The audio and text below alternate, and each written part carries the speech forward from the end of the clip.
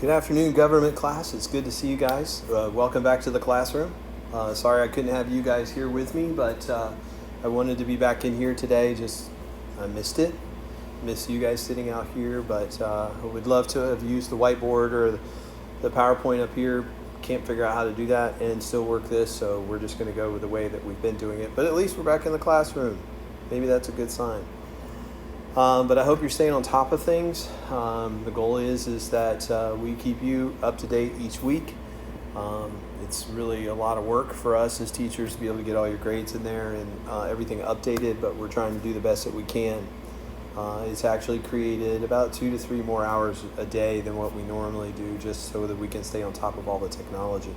So I hope you guys appreciate it. I know some of you are struggling right now with the idea that some of the schools are just going to give their seniors their diploma and write it off, and some of the schools they're not sure how they're going to end the school year, but we're going to give you the best that we can. That's our responsibility, and I hope you agree with that and are biting into that to do the best that you possibly can. All right, so we're back here, lesson 4, dealing with the Supreme Court and Article 3 of the Constitution. And I'm not going to spend time reviewing today. You can go back and look at the previous slides. I kind of want to get right into it because we don't have a lot of time. Some of my lectures have been, especially in world history, going long, so I'm going to try to keep this one a little bit shorter. But we did confirm the fact that the purpose of the Supreme Court is what we call judicial review, or to interpret the Constitution or interpret the law to make sure it's constitutional. So if you look at this slide here, it says the procedure by where the courts can review an administrative action done by the executive branch or the legislative branch to determine if it's in line with the Constitution or not. Now, they just do not pick a law at random. The law has to be challenged before it comes to the court, and we'll look at that process a little bit later. But it's not just like, oh, they read it in the newspaper and they decide as a group of judges, we want to handle this. No, it has to be challenged and then brought to them for them to review. Okay, so how did this come about? Because remember, in the Constitution, it doesn't say the purpose of the judicial branch. Well, there were 2, actually 3, but we're only going to cover 2 of the important court cases. And we're going to go ahead and put one of those up. But I had you watch a video, or 2 videos this week on John Marshall. Very important because we would probably call him the father of judicial review, if you want to say it that way. Now, we know John Jay was the first Supreme Court justice, but John Marshall basically is the one who brought it to what we know it to be today. So we call him the father of judicial review. He's the one that made the court. Now, he did a lot of other things for the court. That's why I want you to watch those 2 videos. It's something we don't have time to cover in lecture. All right, but the case that came up that basically challenged federal institutions as well as the purpose of the court was this case called Marbury versus Madison. And I believe it's mentioned in the videos that you watched as well. But in this case, Marbury versus Madison, going back to the election of 1800, it was really intense between Thomas Jefferson and John Adams. And you have 2 contrasting views of government. One, Jeffersonian Republicans, where you want a small central government, and then you want the states to reserve their identity as well as their sovereignty to a certain level. And so small government and state rights. And then you have John Adams, who's a Federalist. So was John Jay and Alexander Hamilton, but Thomas Jefferson was not. And the Federalists believed you need a strong central government. And so at the election of 1800, it got really bitter, nasty politics. And Thomas Jefferson beat out the incumbent, which was John Adams. So just before, now Thomas Jefferson, the Jeffersonian Republicans, now won the White House, and they have the House and the Senate. The only branch that was left was the judicial branch. And in order to protect there to be a balance in the government, they came up with the Judicial Act of 1801. But they also decided to create these smaller court positions. And so John Adams had these positions created, and then he filled them with people who had Federalist views. Well, the problem was Thomas Jefferson came into office before some of the papers got served.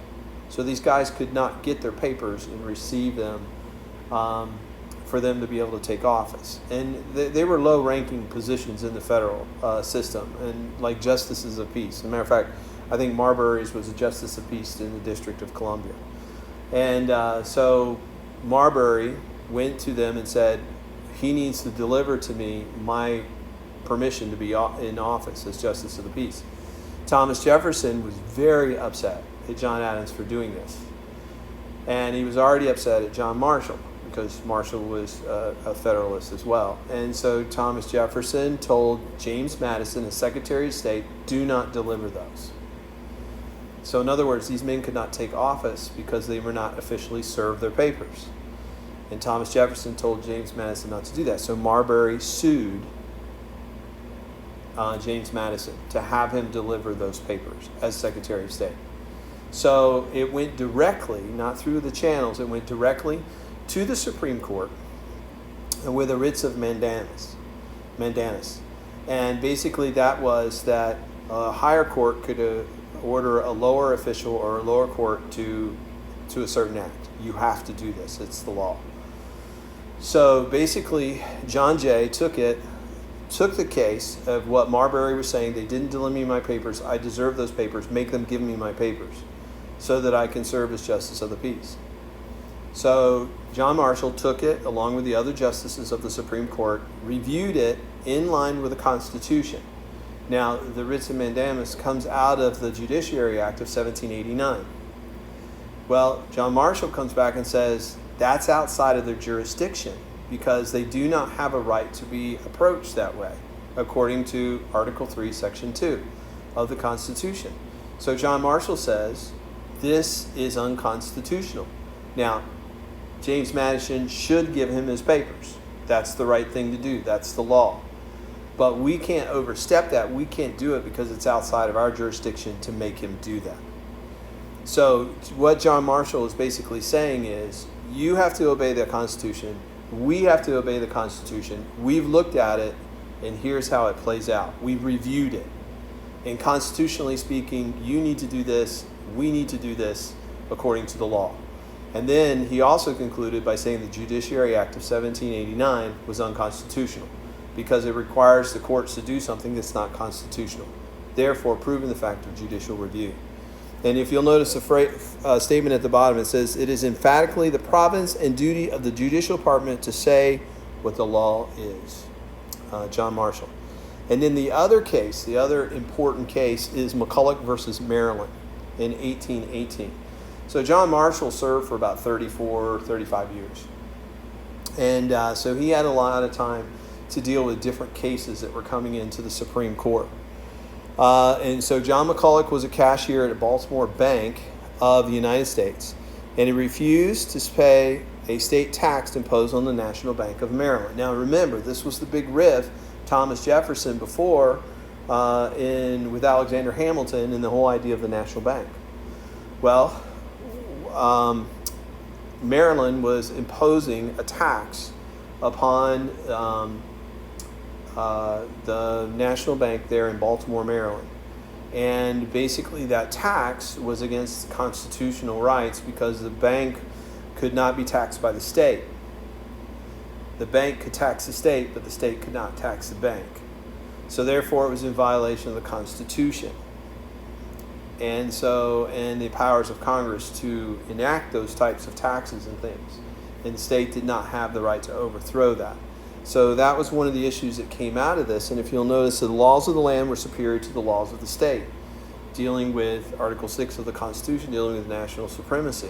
The Constitution of the United States, the amendments, and then the laws supersede anything within the state. So this is another example of judicial review where a state could not pass a law or declare a decree for an act that goes against the Constitution or federal privileges. And so these are the two big cases that help us understand what judicial review is. So you'll notice that both of these cases came to the Supreme Court. The Supreme Court did not go out and get them. So the cases have to come to them through a certain channels. And it's a long, long process to be able to get your case heard at the Supreme Court. And we'll talk a little bit more through that process in the coming days. But right now, these are the two cases that you have to remember. First, Marbury versus Madison in 1801, and then McCulloch versus Maryland in 1818, dealing with the whole idea of judicial review. All right, we'll see you back here on Wednesday. God bless.